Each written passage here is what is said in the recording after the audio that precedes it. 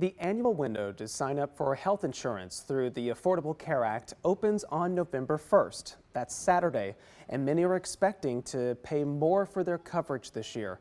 This also comes as more than 1.3 million Americans visited a doctor or a dentist in Mexico last year to save some money. Here to talk about his reporting into this is Julian Resendiz with Border Report.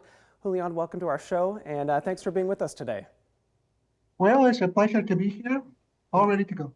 All right. Well, what explains those high numbers? Because they seem like such a large amount of people. Is it really as simple as that the care that they're getting there in Mexico is cheaper? That is definitely the principal factor.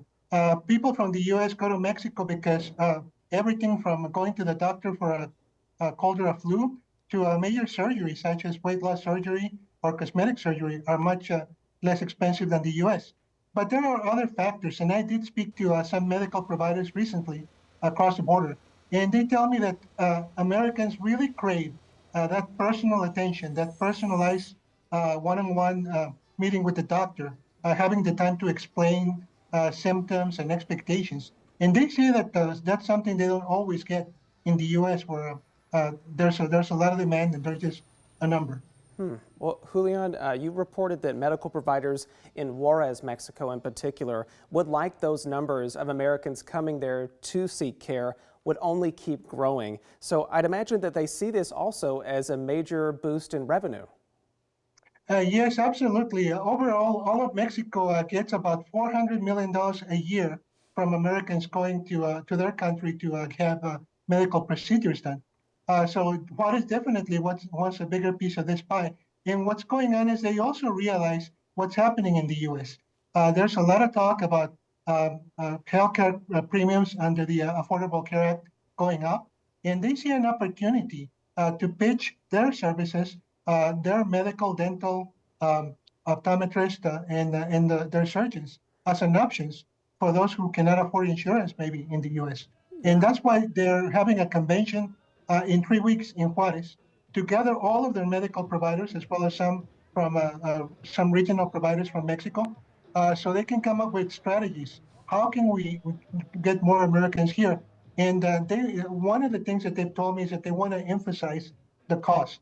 And rather than, as in the past, maybe going to big cities, having running commercials, ads in big cities, they're going to focus a lot in Texas, in New Mexico, and also in other border states like Arizona and California to get their customers to come here. You mentioned those pushes for what I believe the term is medical tourism.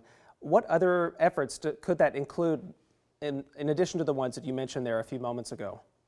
Right, that's a great question. Well, one of the many misgivings of Americans going to Mexico for any reason is safety. So what the medical providers in Juarez are doing is they're getting together with the government agencies, they're getting together with hotel operators, with restaurant operators, so they can approach their customers as a cluster, telling them, look, if you come to Mexico, number one, you're going to be safe. If you want to stay in a hotel, we can route you to the Chamber of Commerce, local Chamber of Commerce, who can tell you which hotels are the most popular, which hotels are in tourist areas. And also, if you are afraid of going out to grab a bite while you wait for your surgery, for the day of your surgery, we can route you to these restaurants where we know that there's a lot of safety.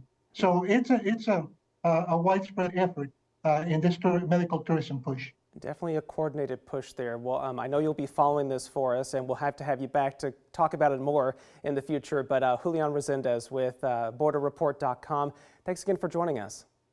My pleasure. Thank you.